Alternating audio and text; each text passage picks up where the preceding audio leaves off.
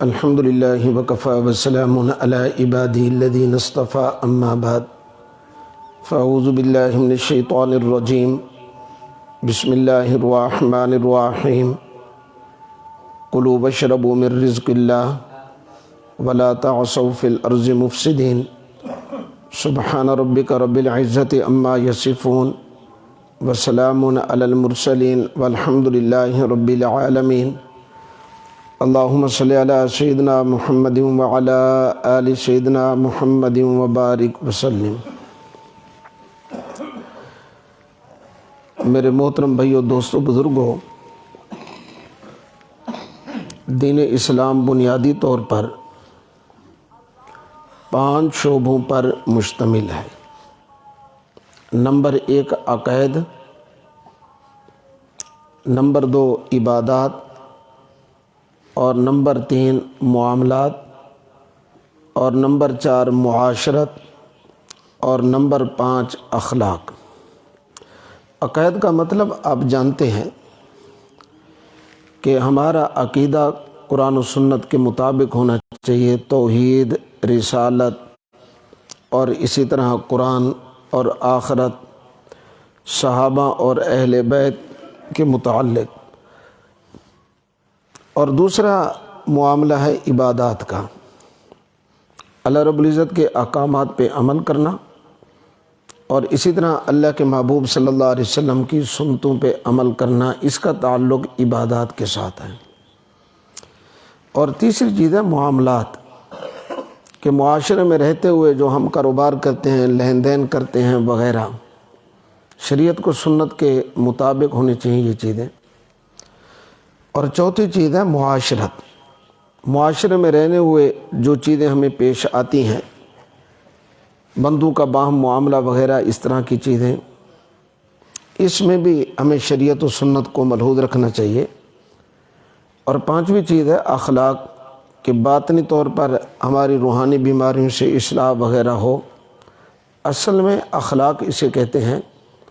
باقی عرف عام میں یہ بھی ٹھیک ہے کہ اخلاق ہمارے لوگوں کے ساتھ جو ہے پیار محبت والے اچھے اخلاق ہونے چاہیے۔ معاشرت میں سے ایک چیز ہے، معاشرت ہماری، ہم تو صرف یہ سمجھتے ہیں نا کہ جی دین نام ہے صرف عبادات کا، تسبیحات کا، نماز روزے کا، ٹھیک ہے، وہ بھی دین کا ایک شعبہ ہے۔ عقائد کو چھوڑ دیں، ہم نے کلمہ پڑھا، عقائد ٹھیک ہو گئے، اس کے بعد آگے عبادات ہے، اور معاملات ہے، معاشرت ہے، اخلاق ہے۔ عبادات تو دین اسلام کا چوتھا حصہ ہے۔ اب 3 چیزیں معاملت اور معاشرت اور اخلاق کے اندر آتی ہیں، اور ہمارا خیال یہ ہوتا ہے کہ ہم تقریباً عبادات کو دین سمجھتے ہیں، باقی چیزوں کو ہم دین نہیں سمجھتے۔ اچھے خاصے نمازی آدمی باشرہ لوگ، کہ جس وقت معاشرت کا معاملہ آتا ہے، معاملات کا موقع آتا ہے، ایسے موقع پر ان کا عمل سراسر شریعت و سنت کے خلاف بسا اوقات نظر آتا ہے۔ وجہ کہ انہوں نے دین اسلام کو مخصوص کر لیا صرف عبادات کے ساتھ۔ معاشرت اور معاملات بھی ہمارے ٹھیک ہوں، شریعت و سنت کے مطابق ہوں، تو یہ چیزیں یقیناً عبادت بنتی ہیں نا۔ چنانچہ من جملہ ان میں سے جس عنوان کو آج شروع کر رہے ہیں، اور یہ انشاءاللہ 3 جمعے یا 4 جمعے جتنے تک چل سکا، جتنی ضرورت ہوگی، وہ ہے کھانے پینے کے آداب۔ بظاہر تو یہ بڑی عجیب سی بات ہے کہ مول صاحب کھانے پینے سے آداب وغیرہ بیان کرنے کی اتنی لمبی کیا ضرورت ہے۔ انشاءاللہ جب اللہ کی توفیق سے ہم اس عنوان کو لے کے چلیں گے نا، پھر جا کر بات سمجھ آئے گی کہ واقعتاً اس عنوان کو بھی بیان کرنے کی ضرورت ہے۔ ہم اس لیے بیان کریں گے تاکہ ہماری یہ چیز بھی شریعت و سنت کے مطابق ہو جائے۔ تو پھر کھانا کھانا ایک ہے تو عادت، جب بھوک لگے گی ہم نے کھانا کھانا ہے، لیکن جس وقت ہم کیا کریں گے، زاویہ بدلیں گے، ہم ترتیب کو بدلیں گے، سنت کے مطابق کرنے کی کوشش کریں گے، چنانچہ ہمارا یہ کھانا کھانا بھی پھر عبادت بن جائے گا۔ اس زاویے کو بدلنے کی ضرورت، چنانچہ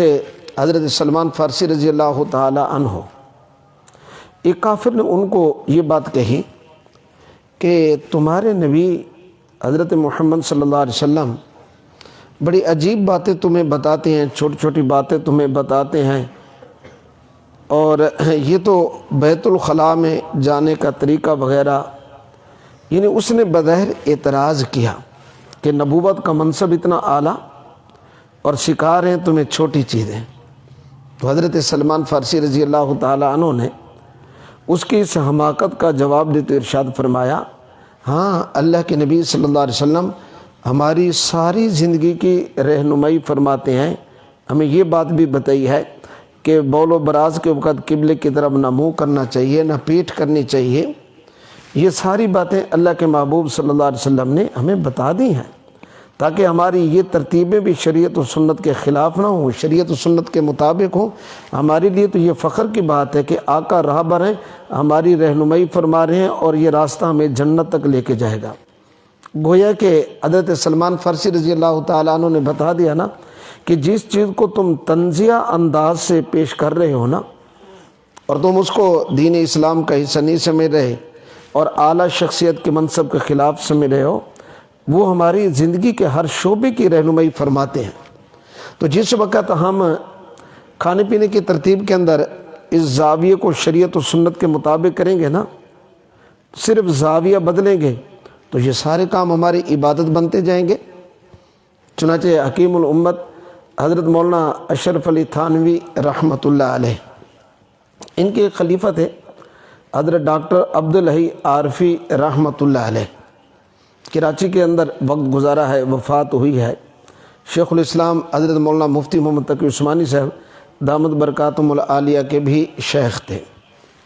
ان کے متعلق آتا ہے، فرماتے ہیں کہ میں جس وقت کوئی بھی کام کرتا ہوں نا،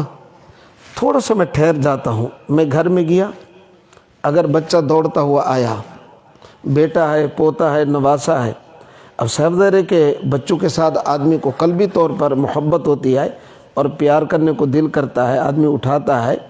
تو فرمایا کہ میں تھوڑا سا ٹھہر جاتا ہوں اور دل کے اندر اس بات کو لے کے آتا ہوں کہ اللہ کے محبوب صلی اللہ علیہ وسلم نے بچوں سے محبت فرمائی ہے، پیار فرمایا ہے، تو میں آقا کی سنت پر عمل کرنے کے لیے بچے کو اٹھا رہا ہوں، پیار کر رہا ہوں، تو بچے کو اٹھانا، پیار کرنا بھی عبادت بن جائے گا۔ ڈاکٹر عبدالحی عارفی رحمۃ اللہ علیہ، اب دیکھیں بات کس طرح ہمیں سمجھائی ہے۔ اس لیے اس کے اوپر ایک واقعہ پہلے بھی کئی مرتبہ آپ نے سنا ہوگا کہ ایک آدمی نے اچھا مکان بنایا، اپنے شیخ کو دعوت دی، دعا کے لیے تشریف لے آئے، روشن دان پر بات ہوئی، نہ کیوں رکھا؟ اس لیے رکھا ہے کہ یہاں سے ہوا اور روشنی آئے گی۔ تو کیا فرمایا کہ ہوا اور روشنی وہ تو آپ کی نیت کے محتاج نہیں ہے، بھئی ہم نیت کریں گے تو ہوا اور روشنی وہ سراغ سے روشن دان سے اندر آئے گی، اگر نہیں کریں گے تو کیا رک جائے گی؟ نہیں، ہونے سے تو پھر بھی آنا ہے۔ اگر آپ روشن دان رکھتے وقت یہ نیت کر لیتے کہ میں نے اس لیے رکھا ہے کہ یہاں سے اذان کی آواز آئے گی اور میں اللہ کا حکم نماز کی ادائیگی کے لیے مسجد میں جاؤں گا، تو تمہارا روشن دان رکھنا بھی عبادت بن جاتا۔ اب دیکھیں نا ذرا، زاویے کو بدلا ہے، اور اس زاویے کے بدلنے کے اوپر ہمارے جو عادات والے کام ہیں تو وہ بھی الحمدللہ عبادت کے اندر شمار ہو رہے ہیں۔ تو گویا کہ اس عنوان کی ضرورت کیوں پیش آئی؟ پہلی بات جو میں نے آپ کو سمجھائی ہے وہ یہ تعلق ہے اس چیز کا، کھانے پینے کے آداب ہماری عادات کے ساتھ ہے۔ جب بھوک لگے گی ہم کھائیں گے، کھانا کھانا ہماری عادت ہے، لیکن تھوڑا سا زاویہ بدلیں گے تو الحمدللہ یہ چیزیں عبادت میں شمار ہو جائیں گی۔ پھر اگلی بات کہ دیکھیں نا کہ چلو نماز کے بارے میں کوتاہی نہیں کرنی چاہیے، ہو جاتی ہے، کر لیتے ہیں۔ دوسری عبادات کے بارے میں پھر کھانا تو پیٹ کا مسئلہ ہے نا، کھانا تو ہر بندے نے کھانا ہے، چھوٹے بڑے مرد عورت سب نے کھانا ہے، یہ تو ہماری مجبوری ہے نا۔ اس لیے ہم یہ کام اب روزانہ کر رہے ہیں، دن میں کئی مرتبہ کر رہے ہیں، اور ہمیں اس بات کا خیال بھی نہیں ہے، پرواہ بھی نہیں ہے کہ ہم تھوڑا سا زاویہ بدل لیں تاکہ ہمارے یہ کام بھی عبادت میں شمار ہو جائیں۔ تو زاویہ بدلنے کی ضرورت ہے، یہ پہلی بات میں نے آپ کو سمجھائی کھانے کے آداب میں سے، کہ کھانے کے آداب کیوں بیان کر رہے ہیں۔ دوسری بات کہ کھانا کھانا کلوا واشربوا من رزق اللہ، میں نے آیت مبارکہ جو پڑھی ہے اللہ تعالیٰ خود فرما رہے ہیں کہ کھاؤ اور پیو، اللہ کا رزق کھانے والا ہے، کھاؤ پینے والا ہے، پیو، یہ اللہ کی نعمتیں ہیں۔ وَلَا تَعْثَوْا فِي الْأَرْضِ مُفْسِدِينَ، زمین میں فساد نہ پھیلاؤ، زمین کے اندر نافرمانی نہ کرو، اللہ کا دیا اور رزق استعمال کر کے پھر اللہ کی نافرمانی، ایسا کام نہ کرو۔ تو اللہ رب العزت کا رزق، کُلُوا وَاشْرَبُوا مِن رِزْقِ اللہ، کھانا بھی اور پینا بھی اللہ کا رزق۔ اللہ رب العزت نے قرآن مجید میں ابھی اس بات کا حکم دیا، لیکن یاد رکھیں کھانا کھاتے ہوئے دوسری بات جو آپ کو سمجھانی ہے، جب کھانے کی ضرورت ہو اور جتنی ضرورت ہو اس کے مطابق آدمی کو کھانا کھانا چاہیے۔ یہ دوسری بات کا میں نے خلاصہ اور عنوان آپ کو بتا دیا ہے۔ اب ذرا میں اس کو کھول رہا ہوں اور اس کی ضرورت ہے بیان کرنے کی۔ ہم نے ہمارے حضرت جی فرماتے ہیں کہ ہم کھانا ناشتہ اس لیے کرتے ہیں کہ جی وہ ناشتے کا ٹائم ہو گیا، ایک روٹین ہے، یہ نہیں دیکھتے کہ پیٹ میں اس کی ضرورت ہے یعنی بھوک بھی لگی ہوئی یا نہیں، ہم دوپہر کا وقت، شام کا وقت اس لیے کھانا کھا رہے ہیں کہ جی اب کھانے کا کیا ہو گیا، وقت ہو گیا۔ باقی اگلی بات کہ ضرورت پیٹ کو ہے یا نہیں، اس بات کا خیال نہیں رکھتے، طلب ہے یا نہیں، اس بات کا خیال نہیں رکھتے۔ فرمایا کہ ہمیشہ یاد رکھو کہ کھانا کھاتے ہوئے اس بات کا خیال رکھنا چاہیے کہ میرے معدے کو، میرے پیٹ کو کس چیز کی ضرورت ہے، اور میں جتنی ضرورت ہے میں اتنی ہی اس کی ضرورت کو پورا کروں، پھر اس کے بعد مسائل نہیں بنیں گے۔ یہ جو آج کل بیماریوں کا مسئلہ، ہمارے حضرت جی دامت برکاتہم العالیہ نے کئی مرتبہ یہ بات بیان بھی فرمائی ہے، حضرت کی کتابوں کے اندر یہ بات چھپی ہوئی بھی ہے۔ فرماتے ہیں کہ یہ جو آج کل زیادہ بیماریاں ہیں نا، فرماتے ہیں ان میں سے آپ شوگر لے لیں اور ہارٹ اٹیک لے لیں اور معدے کے مسائل آپ لے لیں، اب یہ جتنی اس طرح کی جو بیماریاں ہیں نا، بلڈ پریشر ہے، ان کا تعلق زیادہ کھانے کے ساتھ ہے۔ جب کھانے کے اندر بندہ اعتدال سے آگے نکلتا ہے نا، پھر آٹومیٹک یہ بیماریاں پیدا ہوتی ہیں، آٹومیٹک۔ پھر یہ بلکہ ایک جگہ بڑا عجیب جملہ ارشاد فرمایا، میں بڑا حیران ہوا کہ ہمارا تو مزاج یہ بن چکا ہے کہ ہم 40 سال تک عمر کے اعتبار سے کھانے کو کھاتے ہیں بے تکا اور بے ڈھنگا سا، یعنی، اور 40 سال کے بعد کھانا پھر ہمیں کھانا شروع کر دیتا ہے بیماریوں کی شکل میں۔ اس لیے کھانا ایک اپنا طبیب آیا مدینہ منورہ میں، سرکار دو عالم صلی اللہ علیہ وسلم کے زمانے میں حکیم تھا، کسی عیسائی ملک سے آیا اور اس نے آ کر پوچھا کہ یہاں کوئی حکیم وغیرہ ہے اس آبادی میں؟ تو پتہ چلا کہ یہاں کوئی حکیم نہیں ہے۔ اچھا، اس نے پروگرام بنا لیا کہ چلو میں یہاں اپنا دواخانہ کھولتا ہوں، میری دکان یہاں خوب چلے گی، آبادی ہے کافی ساری، اور یہاں کوئی حکیم ہے نہیں، حکیم تو ہر بندے کی ضرورت ہے، جیسے آج کل ڈاکٹری ہر بندے کی ضرورت ہے، میرا کام یہاں خوب چلے گا۔ اس نے کچھ دن جب گزارے نا، کافی سارے دن، اب مریض آ نہیں رہے، اللہ کے محبوب صلی اللہ علیہ وسلم کے پاس آیا، آ کر کہنے لگا کہ میں آیا ہوں اس لیے یہاں میں نے دواخانہ کھولا ہے، اس آبادی کے اندر آبادی بھی کافی ساری بڑی ہے، کوئی حکیم نہیں ہے، چلو لوگ میرے پاس آئیں گے، میں خدمت کروں گا، میرا کام چلے گا وغیرہ، اتنا عرصہ ہو گیا میرے پاس بیمار آتے ہی نہیں ہیں۔ اللہ کے محبوب صلی اللہ علیہ وسلم نے فرمایا کہ آپ کے پاس آنے کی ان کو ضرورت ہی نہیں پیش آتی، اس لیے کہ ہم نے ان کو یہ بات سکھا دی ہے، تعلیم دی ہے۔ کیا؟ فرمایا کہ ان کو یہ بات سکھا دی ہے کہ جب بھوک ہو کھاؤ، اور جب بھوک کچھ باقی ہو تو کھانا چھوڑ دو۔ جب بھوک ہو تو کھاؤ، اور جب بھوک کچھ باقی ہو تو پھر کھانا چھوڑ دو۔ اور یقیناً جب بھوک ہوگی بندہ کھائے گا، جسم کی ضرورت ہے، اور جب بھوک کچھ باقی ہوگی بندہ چھوڑ دے گا تو بیماریوں سے بندہ بچ جائے گا۔ تو میرے صحابہ اسی کیفیت پہ عمل کرتے ہیں، اور بلکہ فاقے والی کیفیت ہوتی ہے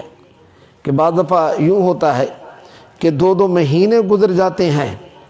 کہ اہل بیت کے گھر میں، اللہ کے محبوب صلی اللہ علیہ وسلم کے گھر میں चूल्हे में आग नहीं जलती। आग इसलिए जला करते थे, आग जलती है जब खाना पकाया जाए, भाई खाने पकाने के लिए कुछ चीज़ हो तो आग जलाए। सरकार दो आलम सल्लल्लाहु अलैहि वसल्लम ने फाके की हालत में इस तरह सहाबा किराम रिजवानुल्लाह अलैहिम अजमैन रोज़ों का बकसरत रखना, और जिहाद के सफ़र में भी ऐसा भी होता था कि एक एक खजूर मिली, ऐसा वक्त आया फिर वो भी आया कि वो मिलना भी बंद हो गई, और एक खजूर 24 घंटे में मिलती थी। अल्लाह ताला ने खजूर के अंदर इतनी पावर और ताकत रखी है कि बंदा एक खजूर खा ले, 24 घंटे भूख की वजह से मौत वाक़ई नहीं हो सकती। अब ये सहाबा किराम की खाने पीने की कैफियत है। यानी ये फाका, आप यकीन कर लें कि फाके के जो फ़वाइद, ये यूरोप और ये अपना यूरोपीय लोग जो हैं, डॉक्टर वगैरह कह लें, साइंसदान कह लें, कि ये जो जब फ़वाइद बयान करते हैं ना रमज़ान के रोज़ों के बारे में, जब उन लोगों को पता चलता है ना, वो बड़े हैरान होते हैं कि यार इस्लाम का हुस्न देखो, खूबी देखो, कि एक महीना गोया कि एक वर्कशॉप रखी है ना कि 11 महीने खाने में जो ऊंच नीच होता रहा, एक महीना इस तरतीब पर गुजारोगे तो वो सारी चीज़ें ख़त्म हो जाएंगी ना। अब हमारा मिजाज, मैं अर्ज़ कर रहा था कि जब ज़रूरत हो, जितनी ज़रूरत हो, अल्लाह के महबूब सल्लल्लाहु अलैहि वसल्लम ने तालीम दी है, उस वक़्त खाओ, और अभी तक कुछ क्या हो कि खाना भूख बाकी हो, खाना छोड़ दो। ये सरकार दो आलम सल्लल्लाहु अलैहि वसल्लम की तालीम है। एक आदमी आया, आकर कहने लगा एक किसी बहुत बड़े मुसलमान आलिम से, फ़कीह मुहद्दिस से, कि तुम्हारे कुरान के अंदर तिब के बारे में, वो तबीब था, कोई तालीम है? हाँ जी, कुलू भी है, वशरबू भी है, खाना भी और पीना भी, और दूसरी जगह वला तुसरिफू भी है कि इसराफ न करो। तो कहने लगा कि ये तो तिब के बारे में बड़ा बेहतरीन उसूल है ना, कि हम खाते हुए इसराफ करते हैं, पीते हुए भूख होती नहीं है, फिर खाने पे खाना, खाने पे खाना। देखो कुरान का कितना बेहतरीन उसूल है, वला तुसरिफू के अंदर कुरान ने सारी चीज़ को बयान कर दिया। कहने लगा तुम्हारे नबी करीम सल्लल्लाहु अलैहि वसल्लम ने खाने पीने के मुतल्लिक़ कोई हिदायत दी हैं? कोई हदीस पाक में ऐसी चीज़ है? हाँ जी, मेरे आका ने हिदायत दी हैं। मेरे आका ने फरमाया है कि ये खाना खाओ जब भूख लगी हो, और अभी तक भूख कुछ बाकी हो, खाना छोड़ दो, और मैदे को वो दो जो उसकी ज़रूरत है, चूँकि मैदा सारी बीमारियों की जड़ और बुनियाद है। वो हकीम तबीब कहने लगा,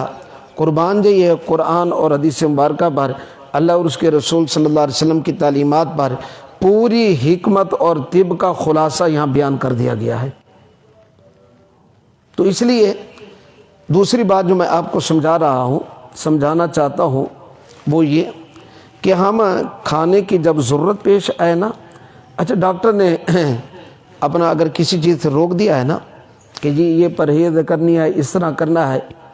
तो उसका पूरा ख्याल बंदे को रखना चाहिए। बाद लोगों का मिजाज इस तरह का होता है, कोई बात नहीं, अल्लाह की नेमतें हैं, खाओ पियो। हमारे अदीब फरमाते हैं कि कुछ लोग ऐसे होते हैं ना, वो जो मीठा वगैरह जब बंद हो जाता है ना, ये चीज़ें, वो अपना मीठे वाला हिस्सा एडवांस मुकम्मल कर चुके होते हैं। पहले इतना ज़्यादा खाया और अब वो क्या हो गया, डॉक्टर ने पाबंदी लगा दी है। तो इसलिए खाने पीने के अंदर जितनी जिस्म की ज़रूरत है, इस बात का बंदा ख्याल रखे। रूटीन नहीं कि वक्त हो गया अब हमने खाना खाना है, नहीं, इस तरह बेतुक्का और बेतहाशा खाने से याद रखें ये मोटापा, ये बीमारियां, मोटे आदमी का याद रखें कि अकल भी मोटा होता है और उसका दिल भी गाफिल होता है। ये दोनों बातें तिब के एतबार से हमारे हजरत ने नकल फरमाई हैं कि अकल भी मोटा और उसका दिल भी क्या होगा, गाफिल होगा। घर वालों के लिए बेचारा बाद दफ़ा बोझ बन जाता है। इसलिए हम इतदाल की शक्ल में जब खाने की ज़रूरत पेश आए फिर कहें। अगर परहेज़ है, बाद बंदे कहते हैं ना कि जी अल्लाह की नेमतें खाओ, कोई बात नहीं, तो हमारे हजरत फरमाते हैं कि अगर एक बंदे को डॉक्टर ने कह दिया कि आपने मीठा नहीं करना, शुगर है, ये वो प्रॉब्लम बन सकता है, अगर ये बंदा फिर भी खा रहा है, मुझे अंदेशा है कहीं ख़ुदकुशी के ज़ुमरे में तो नहीं आएगा। भाई जब डॉक्टर ने रोक दिया है तो फिर उस परहेज़ का हमें पूरा ख्याल रखना चाहिए ना। तो आजकल जो बीमारियां ज़्यादा फैल रही हैं बेतुक्का और बेतहाशा खाने से। एक वाक़या ज़हन में आ गया, اور بعض کھانے کے اس طرح کے چسکولے ہوتے ہیں۔ ہمارے حضرت جی نے ایک لمبا واقعہ بیان کیا، میں اختصار کے ساتھ، میرے موضوع سے تعلق رکھتا ہے، میں اس کو بیان کرتا ہوں کہ حضرت جی کے جو شیخ تھے حضرت مرشد عالم حضرت پیر غلام حبیب سے رحمۃ اللہ علیہ، ان کے بڑے بیٹے صاحبزادہ عبد الرحمن قاسمی صاحب رحمۃ اللہ علیہ، حضرت مفتی محمود صاحب رحمۃ اللہ علیہ کے زمانہ میں جب ختم نبوت کی تحریک چلی نا، تو جیل بھرو اب یہ اپنا پروگرام مرزیت کا مسئلہ تھا، تو شیخ غلام اللہ خان صاحب رحمۃ اللہ علیہ راولپنڈی والے، بہت بڑے مفسر قرآن تھے ہمارے اکابرین میں سے، وہ بھی جیل میں تھے، اور حضرت پیر غلام حبیب صاحب کے بڑے بیٹے صاحبزادہ عبد الرحمن قاسمی صاحب یہ بھی جیل میں۔ اب جیل والوں نے سپرینٹینڈنٹ نے کہا کہ چونکہ یہ لوگ جو ہیں یہ مجرم تو معاذ اللہ نہیں ہے نا، یہ تو ختم نبوت کی وجہ سے جیل میں آئے ہیں نا، اس لیے ایک بہت بڑے عالم مفسر ہیں اور دوسرے بہت بڑے پیر کے بیٹے ہیں، تو ان کے ملنے والے بھی زیادہ ہیں، تو ان کو ایک علیحدہ کمرہ اس جیل میں دے دیتے ہیں، ذرا ان کو پروٹوکول کے ساتھ اعزاز کے ساتھ رکھتے ہیں۔ چنانچہ ایسا ہی کیا گیا، دونوں کے چاہنے والے محبت والے مریدین عقیدت مند آ رہے ہیں، کوئی مٹھائی لے کے آ رہا ہے، کوئی کچھ لے کے آ رہا ہے۔ حضرات نے جیل کے اندر یہ ترتیب بنا لی کہ چلو جیل کے اندر جتنے لوگ بیچارے ہیں سب تو کھانے پینے والے نہیں ہوتے، کہ چلو جو کچھ جمع ہو جاتا ہے نا تو لوگوں کی دعوت کر لیا کریں، ناشتے کے اوپر ان کو بلا لیا کریں، مٹھائی جمع ہو گئی، چائے پکا لی تو ناشتے کے اوپر وہ قیدیوں کو 10 بندے کے اگر ہے تو 10 کو بلا لیں گے، 12 کے تو 12 کو بلا لیں گے۔ یہ ترتیب انہوں نے چلا لی، ہدیے آ رہے تھے، پھل آ رہے تھے، مٹھائیاں آ رہی تھی، تو اب یہ ترتیب ان کے جیل میں چل رہی تھی۔ تو جو فرماتے ہیں کہ ایک رات کو بیٹھ کر مذاکرہ کرتے ہیں نا کہ ہم نے صبح اتنے بندوں کا کرنا ہے تو فلاں فلاں کو دعوت دی ہے۔ مولانا غلام اللہ خان صاحب نے فرمایا کہ عبد الرحمن صاحب کہ وہ آپ کے چکوال کا ایک پہلوان ہے مولا بخش، تو میں نے اس کو بھی دعوت دے دی ہے۔ تو اس صاحبزادہ صاحب کہنے لگے کہ حضرت آپ نے اس کو دعوت دیا، آپ کو پتہ ہے وہ چکوال کا میں جانتا ہوں، وہ تو بہت زیادہ کھاتا ہے، وہ تو پیٹو بندہ ہے۔ یہ اچھا مٹھائی ہم نے دیکھی، اب وہ 10 کلو مٹھائی ہے تقریباً ہمارے پاس، بھئی یہ 10 کلو مٹھائی اوسطاً 10 بندوں کا ناشتہ ایک پاؤ ایک بندے کو دیں تو 10 کلو تقریباً 40 بندے کا یہ ناشتہ بنتا ہے، تو 40 مگ ہم نے چائے کے اس طرح کی ترتیب۔ میں نے کہا پریشان ہونے کی ضرورت نہیں ہے، ہم نماز کے بعد پہلے مولا بخش کو بلا لیں گے اور پھر جو بچ جائے گا پھر باقی لوگوں کو بعد میں اس کے مطابق بلائیں گے۔ ترتیب طے ہو گئی، چائے بننا شروع ہو گئی، تو نماز کے بعد مولا بخش کو بلا لیا۔ اب وہ چائے بھی سامنے وہ مگہ بھر کر دیتے ہیں، مٹھائی رکھتے ہیں، تو مولا بخش سے مٹھائی بھی کھا رہے ہیں، چائے بھی پی رہے ہیں، کھا بھی رہے ہیں، چائے بھی پی رہے ہیں، مٹھائی بھی ختم ہو گئی، چائے کے 40 مگ بھی ختم ہو گئے، 10 کلو مٹھائی بھی چلی گئی، پھر دائیں بائیں یوں دیکھ رہے ہیں کوئی اور چیز ہے تو وہ بھی لے آؤ، مقصد یہ تھا دیکھنے کا۔ اچھا اب جب تھوڑی دیر بیٹھے نا، جی اب مجھے اجازت، تو صاحبزادہ سے فرماتے ہیں میرے دل میں یہ بات تھی کہ اس لیے اجازت مانگ رہا ہے کہ اب یہ بیچارے زیادہ کھا لیا، اب اس کو پیٹ کا مسئلہ کوئی پریشانی۔ وہ کہنے لگا نہیں مجھے جلدی ہے، میرا ناشتہ چودھری فضل علیہ کے پاس ہے، میں نے وہاں جا کے بھی کرنا ہے۔ سبحان اللہ، یعنی 40 بندوں کا ناشتہ بھی کر لیا، اور ابھی تک بعض لوگ اس کیٹیگری کے ہوتے ہیں۔ خلاصہ میری دوسری بات کا یہ نکلا، پہلی بات میں نے آپ کو سمجھائی کہ ہم کھانا پینا اس روٹین کو شریعت و سنت کے مطابق لے آئیں، عبادت بن جائے گا۔ دوسری بات میں نے جو آپ کو عرض کی ہے وہ یہ کہ کھانا پینا اس وقت کہ جب معدے کو جتنی ضرورت ہو اور اتنی ہم چیز دیں تو کبھی بھی یاد رکھے مسائل نہیں ہوں گے۔ ایک عقلمند آدمی، دانا آدمی سے صحت کا راز پوچھا گیا کہ بھی عمر 100 سال، ساری چیزیں ٹھیک کام کر رہی ہیں، 100 سال عمر۔ ابھی گزشتہ دنوں بالکی میں ایک فوت کی ہوئی تو احباب بتا رہے تھے کہ 125 سال بلوچ فیملی کا تھا، اس بندے نے عمر پائی ہے 125 سال، کمزوری اپنی جگہ پہ، لیکن پھر بھی اس کے معاملات تقریباً ٹھیک چل رہے تھے میرے بھائی۔ تو عرض یہ کر رہا تھا کہ وہ سمجھدار آدمی نے نصیحت کرتے ہوئے کہا کہ بھی آپ کی صحت کا راز کیا ہے، عمر 100 سال تک ہے، آپ بالکل فٹ فاٹ ہیں۔ وہ کہنے لگا کہ میں نے معدے سے یہ اگریمنٹ کر لیا ہے آد معاہدہ کہ جی میں آپ کو تنگ نہیں کروں گا، آپ نے مجھے تنگ نہیں کرنا۔ کیا مطلب ہے؟ میں آپ کو تنگ نہیں کروں گا، یعنی آپ کو ایسی چیز نہیں دوں گا جو بیماریوں کا باعث بنے، اور آپ مجھے تنگ نہ کرنا کہ خواہ مخواہ بیماری مبتلا کر دینا۔ تو اس لیے دوسری بات سمجھائی کہ کھانے میں ہم روٹین کو سامنے نہ رکھیں، جب ضرورت ہو، جتنی ضرورت ہو۔ میرے آقا کی تعلیمات یہی ہیں، بھوک ہو کھاؤ، ابھی تک بھوک باقی ہو تو کھانا چھوڑ دو، کبھی یہ مسائل پھر پیدا نہیں ہوتے۔ دوسری بات، تیسری بات، کھانے پینے کے آداب میں سے وہ یہ ہے، حدیث مبارکہ کا اگر مطالعہ کیا جائے، اللہ کے محبوب صلی اللہ علیہ وسلم جب کھانا شروع فرماتے تھے نا، تو میرے آقا ایک نہیں کئی حدیث مبارکہ، میرے آقا نے خود اسی پہ عمل کیا ہے اور امت کو تعلیم دی ہے۔ فرمایا پہلے اپنے ہاتھوں کو دھو لیا کرو، کھانے سے پہلے ہاتھوں کا دھونا یہ سنت عمل ہے۔ ہاتھ دھو کر پھر یاد رکھیں کہ کوئی تولیہ وغیرہ کے ساتھ صاف بھی نہیں کرنے چاہیے۔ اس میں حکمت یہی لکھی ہے ڈاکٹروں نے، اطباء نے، کہ دیکھو آدمی جب وہ ہاتھ، جراثیم پھیلے ہوئے ہیں فضا میں، اب وہ ہاتھ کے ساتھ لگے ہوئے ہیں، ہمیں کیا پتہ، چھوٹے چھوٹے تو ہوتے ہیں، اب وہ اگر لگے ہوئے ہیں، جب آپ ہاتھ دھوئیں گے نا تو پھر وہ جراثیم پانی کے ساتھ کیا ہو جائیں گے، دھل جائیں گے اور آپ کے ہاتھ صاف ہو جائیں گے۔ تو اللہ رب العزت اس سنت کی برکت سے آپ کو بیماریوں سے بچا لیں گے، وہ جراثیم تمہارے پیٹ میں نہیں جائیں گے۔ اچھا، اگر ہاتھ دھو کر ہم تولیے کے ساتھ اگر صاف کر لیں تو پھر کپڑے کے ساتھ جراثیم ہو تو پھر وہ تو آٹومیٹک ساتھ لگ گئے نا۔ اس لیے سنت ترتیب طریقہ یہ ہے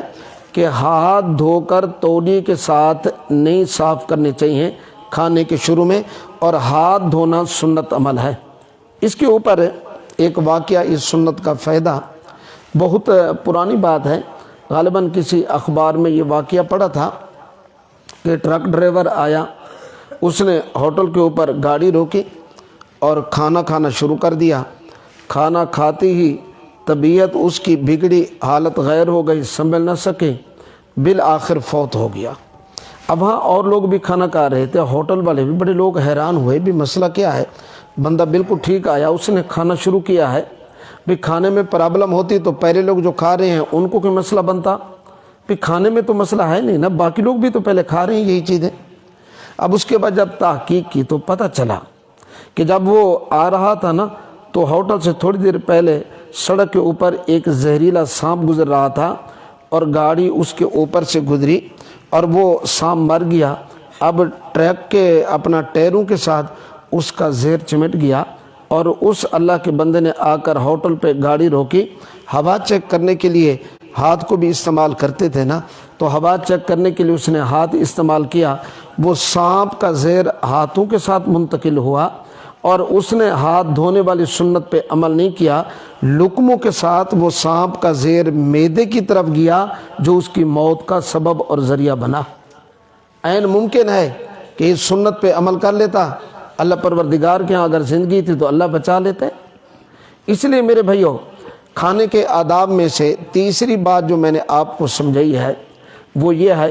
کہ کھانا کھانے سے پہلے ہاتھ دھونا یہ سنت عمل ہے، اللہ کے محبوب صلی اللہ علیہ وسلم کی تعلیم ہے۔ اب اگلی بات چوتھی، اور یہ چوتھی بات وقت ابھی تھوڑا ہے، یہ میں پوری نہیں سمجھا سکوں گا، لیکن شروع میں انشاءاللہ اس کو کر دیتا ہوں، یہ پھر انشاءاللہ چلتی رہے گی بات، پھر اگلی جمعے پھر انشاءاللہ سمجھانے کی کوشش کروں گا۔ وہ یہ اللہ کے محبوب صلی اللہ علیہ وسلم نے ہمیں یہ تعلیم دی ہے کہ جب کھانا شروع کرو تو فرمایا اللہ کا نام لے کر کھانا شروع کرو، اللہ کا نام لے کر۔ اور میرے آقا نے ایک حدیث مبارکہ کے اندر یہ بات موجود ہے، سرکار دو عالم صلی اللہ علیہ وسلم نے ارشاد فرمایا کہ جس وقت بندہ گھر میں داخل ہونا اللہ کا نام لے۔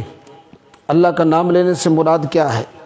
اللہ کے نام لینے سے مراد یہ ہے، چلو بسم اللہ پڑھ لیا ہے، ویسے پوری دعا بھی ہے۔ اگر بندہ اللہم انی اسألک خیر المولج و خیر المخرج بسم اللہ ولجنا و بسم اللہ خرجنا و علی اللہ ربنا توکلنا، یہ حدیث پاک کے اندر پوری دعا بھی موجود ہے نا، کہ جب بندہ یہ دعا پڑھ لیتا ہے نا تو اللہ رب العزت پھر کیا کرتے ہیں، پھر یوں اللہ کی طرف سے حفاظت ہوتی ہے کہ شیطان اپنے شیطانوں میں اعلان کرتا ہے اب اس گھر میں ہمارے رہنے کے لیے کوئی گنجائش باقی نہیں رہی۔ بھئی اس نے اللہ کا نام لے لیا ہے، بھئی دعا پوری یاد نہیں ہے جو میں نے پڑھی ہے، چلو بسم اللہ الرحمن الرحیم بندہ پڑھ لیتا ہے، مقصد تو اللہ کا نام، اللہ کا ذکر ہونا چاہیے نا۔ اب اگر دعا یاد ہو جائے، یقین کر لیں اگر اس کا ترجمہ، اس کا مفہوم میں عرض کرتا ہوں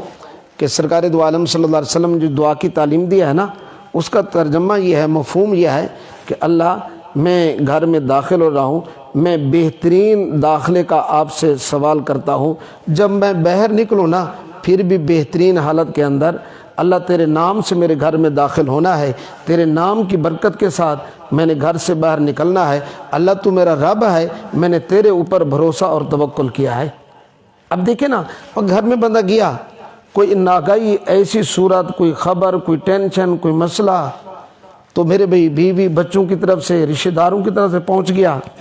اب یہ چیزیں پہنچ سکتی ہیں، تو جب بندہ کیا کرے گا، دعا پڑھے گا نا، تو اللہ کے محبوب صلی اللہ علیہ وسلم کی تعلیم یہ ہے کہ بندہ ان چیزوں سے بچ جائے گا، اور جب باہر نکلے گا تو میرے بھی باہر نکلنا بھی بندہ دعا پڑھ کر گھر سے باہر نکلتے ہوئے اللہ سے یہ درخواست کر رہا ہے کہ یہ میرا نکلنا بھی خیر والا ہو اور اچھا اور بھلائی والا ہو، کوئی ٹینشن، کوئی مصیبت کی وجہ سے نہ ہو، کوئی پریشانی میرے باہر نکلنے کا باعث نہ ہو۔ یہ کب ہوگی یہ چیز؟ کہ جس وقت بندہ گھر میں داخل ہوتے میرے بھائی اس دعا کا اہتمام کرے گا۔ اللہ کے محبوب صلی اللہ علیہ وسلم نے فرمایا کہ جب گھر میں داخل ہوئے بندہ اللہ کا نام لیتا ہے تو شیطان کیا کہتا ہے، شیطانوں کو اب اس گھر میں ہمارے لیے کوئی گنجائش باقی نہیں ہے۔ نمبر 2، اچھا شیطان اگر وہ رہ لیں پھر مسائل تو بن جاتے ہیں نا، پھر میاں بیوی کی، اولاد کی اونچ نیچ، یہ وہ سارے، یہ ساری باتیں اس میں آ سکتی ہیں نا، کہ بندہ دعا پڑھ لے نا تو سارے شر سے بندہ بچ جاتا ہے نا۔ یعنی سنت دعا کے اندر اللہ نے کتنی پاور اور طاقت رکھی ہے۔ دوسری بات، سرکار دو عالم صلی اللہ علیہ وسلم نے فرمایا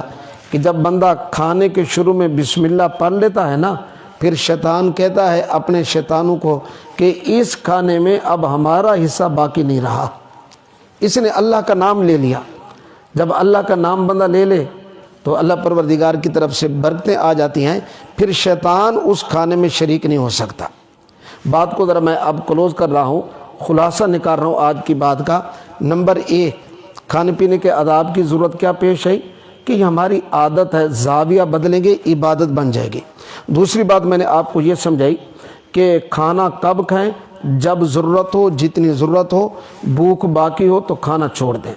تیسری بات میں نے آج آپ کو یہ سمجھائی کہ کھانے سے پہلے ہاتھ دھونا بھی سنت عمل ہے۔ اور چوتھی بات میں نے ابھی شروع کی ہے، اس کو جب مکمل کریں گے شاید آدھا گھنٹہ اس پہ لگ جائے،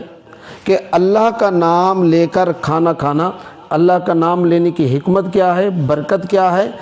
اگر نہیں لیں گے تو نقصان کیا ہے، بھول جائیں تو تلافی کی شکل کیا ہے، اور پھر کھانے کے دیگر آداب، یہ باتیں انشاءاللہ اگلے جمعوں میں آئیں گی۔ دعا ہے کہ اللہ تعالیٰ توفیق عمل نصیب فرمائے۔ وما علینا